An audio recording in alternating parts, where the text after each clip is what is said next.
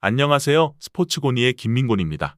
오늘은 어제에 이어서 다가오는 3일절에 개막하게 되는 K리그 두 경기를 분석해보는 시간 가지도록 할 건데요. 여러분들께서도 고대하셨던 K리그이며 저 역시도 매년마다 빼놓지 않고 꾸준히 K리그 경기들을 주력으로 다뤄왔던 만큼 올 한해도 좋은 결과와 수익을 만들어내길 기원해보는 마음으로 K리그 분석 영상을 꾸준히 여러분들께 제공해볼까 생각 중입니다.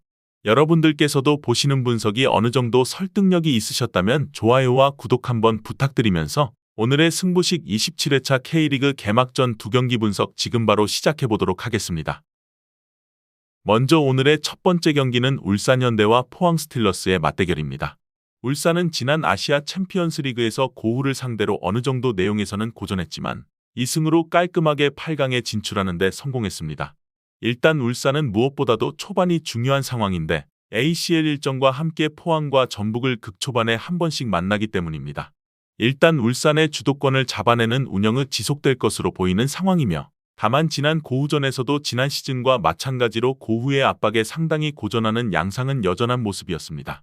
박태하 감독의 3백이 상당히 괜찮은 퍼포먼스를 보여주면서 전북과도 나름 대등했다고 볼 수 있는 경기력을 보여주었기에 조심할 필요가 있습니다.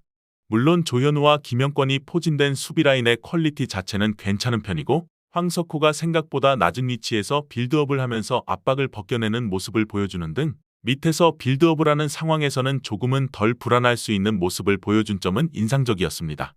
전반적으로 포백을 가동한 상황에서 경기가 더 잘 풀리는 양상의 울산이라 볼 수 있습니다. 다음은 원정팀 포항입니다. 포항은 전북에게 1무1패로 당하면서 ACL에서는 금방 탈락을 하고 말았습니다. 지난 시즌에는 전북을 상대로 지지 않는 모습을 보여주었는데 판을 새로 짜고 있는 영향이 없지는 않은 모양새였습니다. 물론 박태하 감독이 3백을 가동한 전술이나 경기력 자체는 나름대로 합격점을 줄 수 있었다는 평가를 받고 있고 다만 시간 자체는 더 필요하다는 평가가 중론으로 흘러가기에 압박을 풀어가는 빌드업은 좋았지만 앞에서 좋은 기회를 만드는 모습은 전혀 아니었습니다. 슈팅 숫자는 12개로 만만치는 않았지만 득점은 결국 1차전에서 기록하지 못한 것이 스노우볼이 굴렀다고 볼 수 있었고 현재의 포항은 이것저것 시도하고 있는 상황으로 보는 것이 맞다고 판단되었습니다. 앞서 언급했듯이 판을 새로 짜고 있는 상황이며 어느 정도 출발 자체가 실현의 기간이 될 수도 있다고 생각되는 포항입니다. 현재로서는 이 경기는 울산이 보다 완성도가 높은 팀이라고 보여졌으며 올 시즌에는 나름대로 밑에서 플레이하는 상황에서의 안정감도 기대할 수 있을 것 같은 상태입니다. 포항이 여전히 경기력이 나쁘지는 않아서 기대를 걸어볼 여지가 없지는 않아도 현재 판을 새로 짜고 있는 단계에서 실험에 필요한 시간은 주어져야 한다고 보여졌기에 이 경기는 홈팀 울산의 승리를 우선적으로 채택하되 핸디캡과 언더오버의 선택지는 지켜보는 것을 추천드리도록 하겠습니다.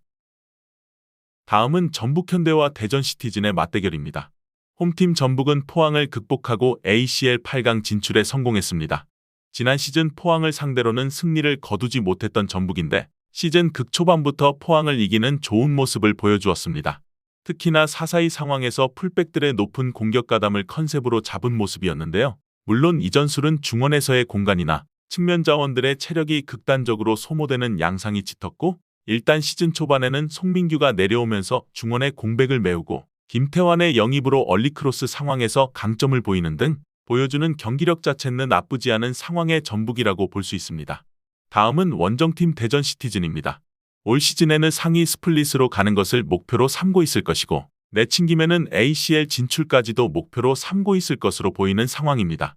일단 이순민과 김승대 등 전력을 업그레이드는 했는데요. 다만 막판에 조유민이 팀을 떠나는 변수가 생기고 말았습니다. 지난 시즌 조유민이 없는 상황에서 수비가 극도로 불안해지는 양상이 짙었던 것을 생각하면 대전에게는 시즌을 앞두고 큰 누수가 생긴 상황이라고 볼 수 있었으며 특히 이민성 감독이 현재 포백을 구성하고 있다 급하게 3백으로 전환할 것이라는 소식도 들려왔으며 아론과 홍정훈이 모두 3백에 최적화된 자원이고 지난 시즌에도 3백을 쓴 팀이라서 적응에 긴 시간이 걸리지는 않을 것으로 보이지만 결국 이민성 감독이 생각하고 있는 포백 구성은 사실상 백지화된 상황의 대전입니다. 이 경기는 기본적으로 전북이 우세할 것으로 보여졌는데요. 올 시즌에 체력적으로 부담이 적은 상황에서는 좋은 경기력을 보여줄 것으로 보이는 상황입니다.